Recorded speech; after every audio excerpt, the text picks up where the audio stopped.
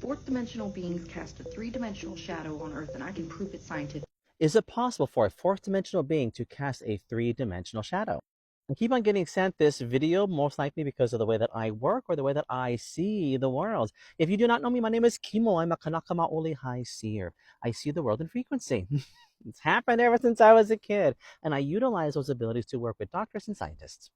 My response to this creator is not personal. So if you have a disagreement with what I say, that's okay. You know, life is full of disagreement. I will talk to you about what it's like for me as a practitioner who specializes in dimensional frequency. First of all, I really love where her brain is going. I really love it. It's the great idea and synopsis for a really good sci-fi or horror. She is specifically talking about the Hat Man, the Shadow Hat Man. Lots of individuals ask me about the Shadow Hat Man. Is that real? Why is it seen against so many different cultures in so many different ways? Her theory is that if we as three-dimensional beings can make a two-dimensional shadow, is it possible for the shadow being to be some form of dimensional being here, but coming from the fourth dimension? As much as that would be an exciting synopsis of some kind of story, let's talk about why that does not happen.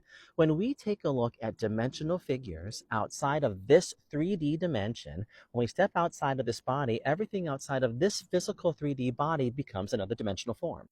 And for example, spirit would be dimensional form. But outside of this physical body, there would be no need to represent yourself as some form of consciousness, meaning wearing a sweater, wearing a hat, being 6 feet tall, being 5 feet tall. There would be no need to represent yourself in that way. But there is a seed of a thought that is actually really good here. When it comes to spirit communication, remember that spirit communication is dimensional, which means that it has a connection to its spiritual self, spiritual learning, acknowledgments on the other side, knowing on the other side, while still being able to represent itself within an echo of its conscious energy here, so we can understand it.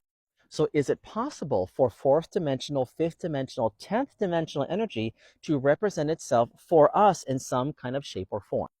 Here's where it gets confusing and exciting. The answer is yes. But it does not come in with any sense of nefarity. When people take a look at the shadow man, they already make an assumption or an association with it that is based in some kind of nefarity.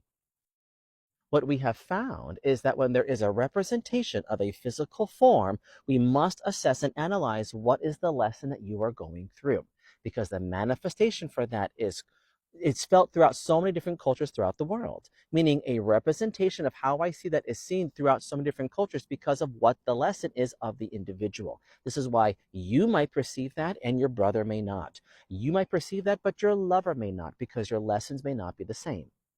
This is obviously a much of a deeper dive topic point that you can come and you can come talk to me about it in person in a session or during one of our seminars where we talk about things like this.